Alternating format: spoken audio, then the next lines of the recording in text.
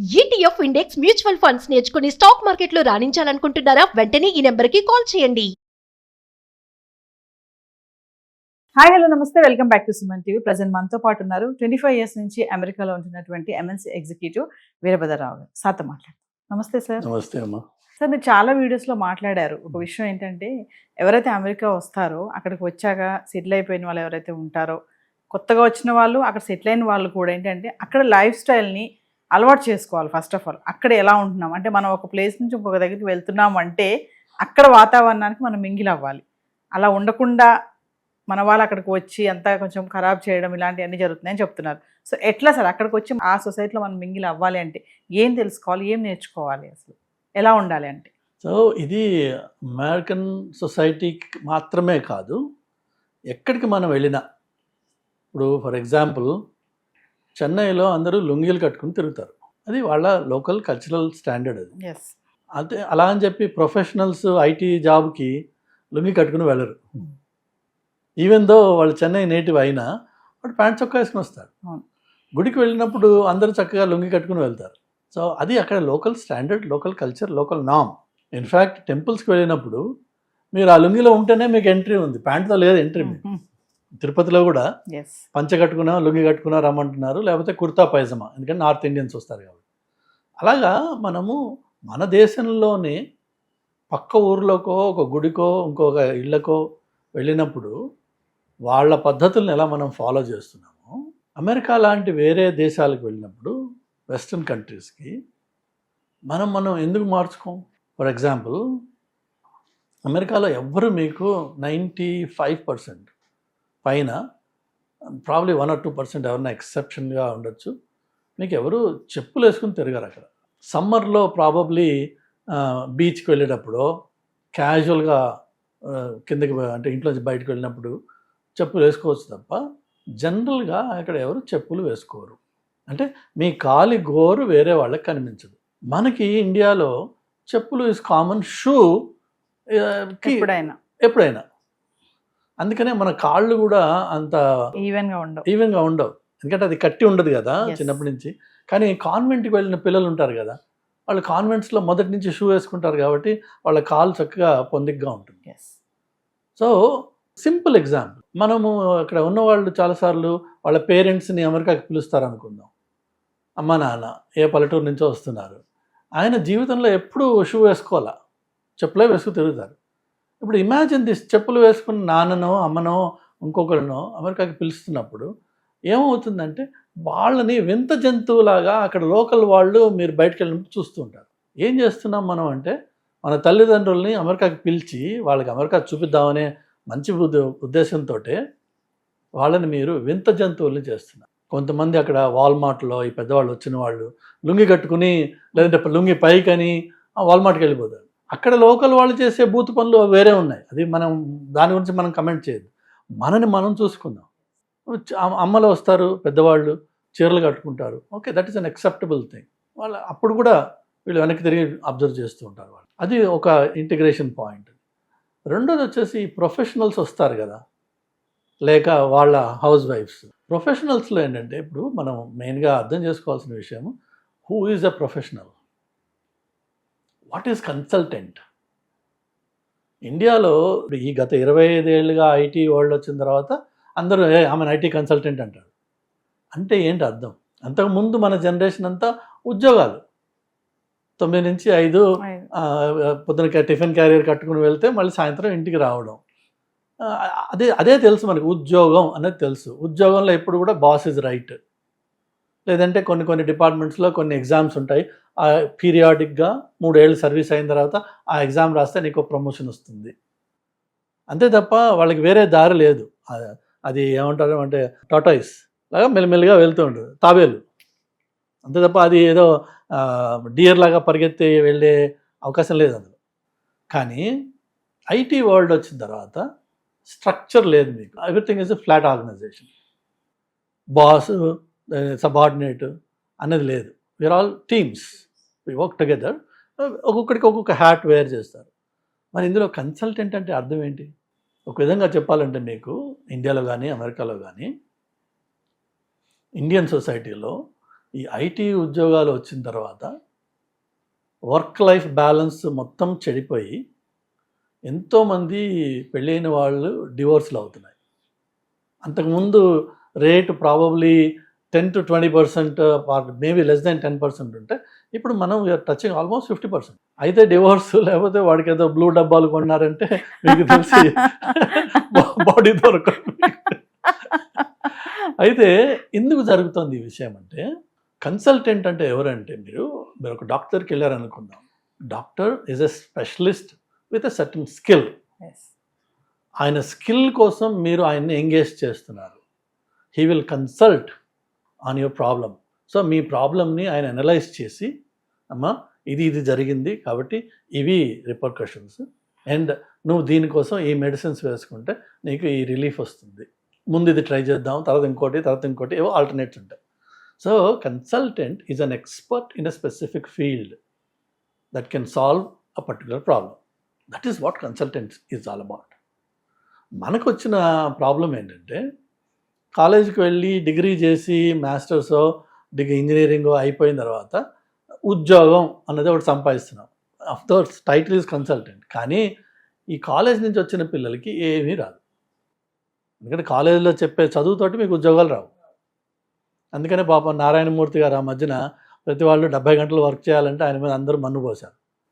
ఎందుకన్నాడంటే ఆయన, నువ్వు 40 గంటలు నీ ఆఫీస్కి నీ ఎంప్లాయ్మెంట్కి వర్క్ చేసి 40-45 మిగిలిన 30 గంటలు నీ సొంతం మీద నువ్వు ఇన్వెస్ట్ చేయి, ఎందుకంటే నీకేం రాదు కదా. అది ఆ మిగిలిన సబ్ టెక్స్ట్ అంతా తీసేసి ఆయన మీద మన్ను పోశారు. ప్రాబ్లం అక్కడ ఏంటంటే, మనము కన్సల్టెంట్గా ఒక ఎక్స్పర్ట్గా ఒక దగ్గరికి వెళ్ళాల్సిన చోట నాకు ఆ ఎక్స్పర్టీజే లేదు. ఫస్ట్ ఆఫ్ ఆల్ నేను ఎలా కన్సల్టెంట్ అవుతాను?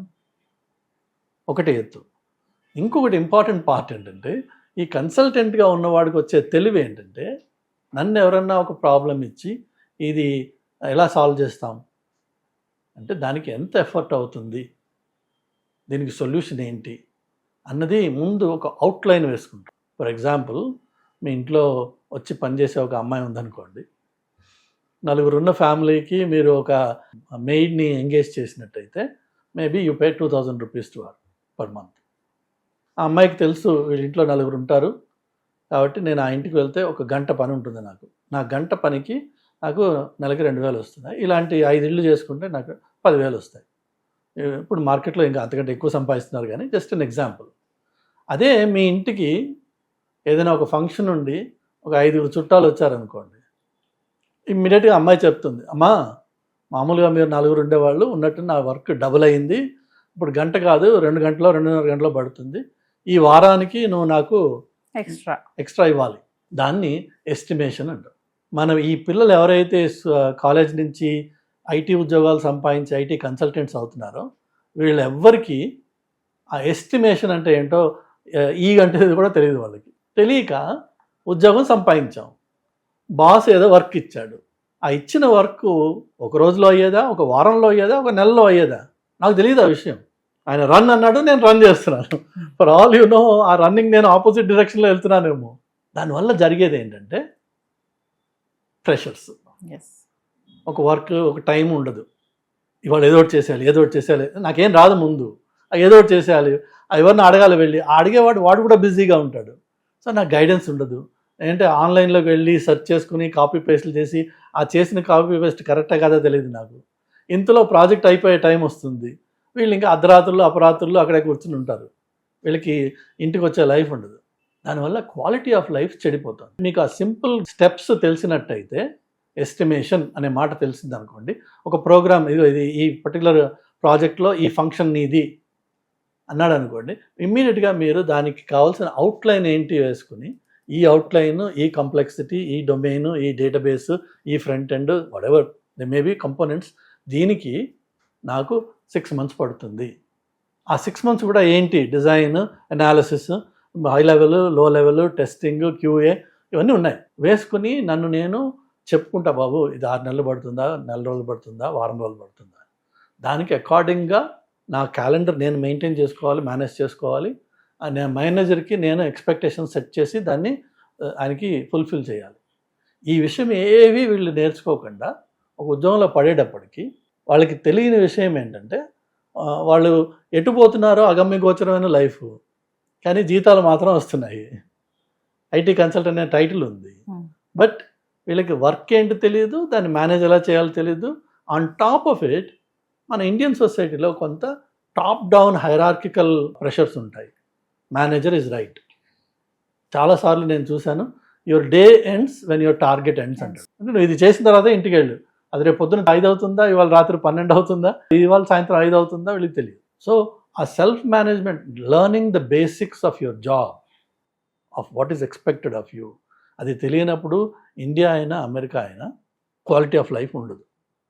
లేక అది దాని ఇంపాక్ట్ వాళ్ళ పార్ట్నర్స్ మీద పడుతుంది, అక్కడ రిలేషన్షిప్స్ చెడిపోతుంటాయి, రైట్?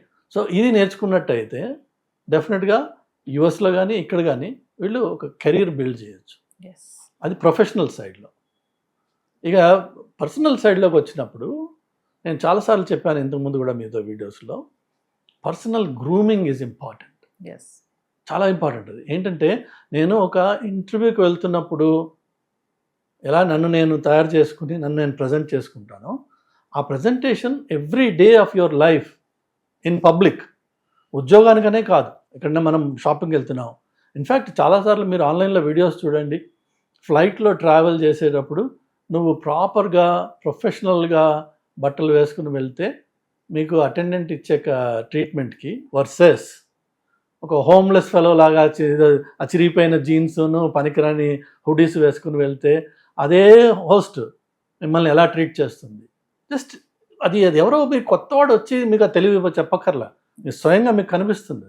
కానీ మనం దాని నుంచి నేర్చుకోకుండా నాకేంటి నిన్ను నీ ప్రజెంటేషన్ ఏంటంటే your looking like a homeless fellow, నీకు ఎవరు గౌరవం ఇవ్వరు. గౌరవం మనం సంపాదించుకోవాలి, not because of the titles of the money are other things, in how you present your self. చాలాసార్లు ఈ మధ్యకాలంలో నేను గత 10 ఏళ్ళుగా చూస్తున్నా, మన పిల్లలు అమెరికాకి వచ్చి మాసిపోయిన గడ్డాలు, ఇంతింత జుట్టు, దాంట్లో ఏమన్నా నీకు ఆ హెయిర్ కటింగ్ డబ్బులు ఏమైనా మిగులుతాయా అంటే అదేమి ఆస్తులు పోయే పని కాదు. అది మా అయితే $20 అవుతుంది hair cut. But cleanliness is important, presentation is important. You need to look like a professional. మనం ఏదైతే లెట్స్ సే ఒక డాక్టర్ దగ్గరికి వెళ్ళారు మీరు, ఆయన అదే చింకి జుట్టుతోటెన్నో చిరిగిపోయిన బట్టలతో వచ్చాడు అనుకోండి, మనం లేచి వెళ్ళిపోతాం బయటికి, ఇదొక్క డాక్టర్ ఎలా ఉన్నాడు. మరి నువ్వు ఇవన్నీ గౌరవం నీకు ఎలా వస్తుంది? Simple thing. ఇక ఈ మన ఆడవాళ్ళు ఎవరైతే హౌస్ వైఫ్స్ పర్టికులర్లీ యుఎస్కి వస్తున్నారో, ఈ మధ్యన ఇదొక ట్రెండ్ చూశాను నేను. ఈ మధ్యన కాదు, ఎప్పుడు నేను లాస్ట్ టైం నేను చూసింది, మా అమ్మాయి మిడ్ స్కూల్ అయిపోయిన తర్వాత ఒక ఇంట్లో ఉన్నప్పుడు మేము వెళ్ళామన్నమాట తన్ని సెట్ చేయడానికి. అక్కడ చూస్తే ఆ చుట్టుపక్కల కాలనీలో నైటీలు వేసుకుని ఆడవాళ్ళు వాకింగ్కి వెళ్ళిపోతున్నారు. ఈ ట్రెండ్ అక్కడ వరకు కూడా వచ్చింది. అంటే నైటీలు కూడా ఇక్కడ ఉంది, కానీ అమెరికా కూడా వచ్చేసింది అన్న విషయాన్ని అక్కడ చూసాను. ప్రాబబ్లీ ఈ డల్లాస్పురంలో అందరూ నైటీస్లోనే తిరుగుతారేమో. నేను డాలస్కి చాలా తక్కువ వెళ్ళాను, మొత్తం 26 yearsలో 2 times వెళ్ళి ఉంటాయి ఇప్పుడు. సో మన వాళ్ళు ఉన్నారు అంటే ఈ చండాలమైన పనులు ఇక్కడి నుంచి అక్కడ తీసుకెళ్తున్నారు. తీసుకెళ్ళేటప్పటికి నువ్వు ఏమైపోతావు అంటే you stand out. These are idiots, these are backward people, they don't integrate in our society. Communication ఒక ఎత్తు, లాంగ్వేజ్, డిక్షన్, ప్రొనౌన్సియేషన్ ఇవన్నీ ఒక ఎత్తు, అది టాలరేట్ చేస్తాడు అవతలవాడు, ప్రొవైడెడ్ నీ మిగిలిన ప్రజెంటేషన్ క్లీన్గా ఉందనుకోండి. People accept you. బికాజ్ మనకి ఫస్ట్ మీకు ఎవరైనా చూడగానే ఒక ఇంప్రెషన్ మీ ప్రజెంటేషన్తో అవుతుంది. నోరు తెరిచిన తర్వాత దాన్ని చెడు పాడు చేసుకోవచ్చు, లేదా దాన్ని ఇంప్రూవ్ చేసుకోవచ్చు. ఫస్ట్ థింగ్ డోర్ ఓపెన్ చేసి or whenever you see anybody, ఎక్కడైనా సరే ఏ సందర్భంలోనైనా సరే ఒక మనిషిని చూడంగానే మనం దూరం నుంచి ఇంప్రెషన్ జరిగేది మీ ఫస్ట్ ఇంప్రెషన్ ఆ ప్రజెంటేషన్ తోటి. అది మనం వేరే వాళ్ళని చూసి కమెంట్ చేస్తూ మనం మేనేజ్ చేసుకోలేకపోతే ఎట్లా? ఇది జరగకపోవడం వల్ల టెంపుల్స్కి వెళ్ళి బంగారాలు దిగదోచుకున్నంత మాత్రాన, లేదంటే పట్టు చీరలు కట్టేసుకున్నంత మాత్రాన నీకు గౌరవం రాదు. అక్కడేదో అమ్మలక్కలు కూర్చొని ఇది ఎప్పుడు కొన్నారు, అది ఎప్పుడు కొన్నారు, మన ఇండియాకి వెళ్ళినప్పుడు అది వచ్చినే సోది, పనికిరాని చేస్తుంది. మనకు కావాల్సింది ఏంటంటే అమెరికన్ సొసైటీలో వాళ్ళ నార్మ్స్ ఏంటి, వాళ్ళ స్టాండర్డ్స్ ఏంటి, మనము ఎక్కడి వరకు దాన్ని అడాప్ట్ చేసుకోగలం. అలా అని చెప్పి అక్కడేదో విచ్చలవిడిగా బికినీలను షార్ట్స్ వేసుకుని తిరగట్ల రోడ్ల మీద. They're equally decent guys. దాని బికినీకి ఎక్కడ ఉందో అది బీచ్లో ఉంటుంది. సో అది ఇంకొక పార్ట్ అనమాట. ఏంటంటే అమెరికాలో 6 ఋతువులు మీకు కనిపిస్తాయి అక్కడ. ఏదైతే పుస్తకాల్లో మనం ఇక్కడ చదువుకునేవాళ్ళమో ఇక్కడ మనకి ఓన్లీ నేను అంటూ ఉంటాను అనమాట, మనకి 10 నెలలు సమ్మరు, 2 నెలలేమో వింటర్. అంతే, మనకి మధ్యలో ఎప్పుడో ఉన్నట్టుండో వర్షం పడుతుంది, ఎందుకు వచ్చిందో మనకి తెలియదు దాని గురించి. అమెరికా అలా కాదు, ఎవ్రీ 2 months మీకు సీజన్ మారుతుంది. వింటరు, ఫాల్, సమ్మరు, అలా మళ్ళీ అట్లా మీకు 6 ఋతువులు కనిపిస్తాయి అక్కడ. 6 ఋతువులకి తగ్గట్టుగా మీకు బట్టలు కూడా మారుతాయి. నేను చాలాసార్లు చూశాను ఇక్కడ వచ్చిన పిల్లలు వింటర్లో హాఫ్ స్లీవ్స్ వేసుకుని వెళ్తారు బయటికి. అఫ్కోర్స్ నీ లోపల ఉంది వేడి, 10 నిమిషాలు 5 నిమిషాలు దాన్ని తట్టుకోగలవేమో, కానీ దానివల్ల వచ్చే ఎఫెక్ట్, లాంగ్ టర్మ్ ఎఫెక్ట్ చాలా చండాలంగా ఉంటుంది. ఒకటి, చూడ్డానికి కూడా ఆ స్నోలో చెప్పులు వేసుకుని వెళ్ళడము, లేక ఆ స్నోలో inappropriate dress for that situation. Party wear అనే కాదు నేను అనేది, ఈవెన్ మన ఇంటి దగ్గర షార్ట్స్ ఎప్పుడు వేసుకుంటావు, ప్యాంట్స్ ఎప్పుడు వేసుకుంటావు, పజామా ఎప్పుడు వేసుకుంటావు, అది ఎక్కడి వరకు వేసుకుంటే నీట్గా ఉంటుంది. దానివల్ల నీకు అవతల వాళ్ళకి నువ్వు ఏ ఇంప్రెషన్ నువ్వు ఫామ్ చేస్తున్నావు. కొంతమందికి అది మాట చెప్పావు అనుకోండి, నేను I don't care about them అని, నువ్వు నాకు చెప్పేది నా ఇష్టం వచ్చినట్టు నేను ఉంటాను, ఉండు, కానీ నీకు ఆ గౌరవం సంపాదించలేవు. ఒకటి. రెండోది, అక్కడ సొసైటీలో నువ్వు కెరీర్ బిల్డ్ చేయాలనుకున్నట్టయితే నీకు ఇవన్నీ వర్క్ అవుతాయి. ఉద్యోగంలో ప్రమోషన్స్, నేను ఐఎమ్ ఏ బెటర్ ప్రోగ్రామర్ కాబట్టి నేను ప్రాజెక్ట్ మేనేజర్ అయిపోను.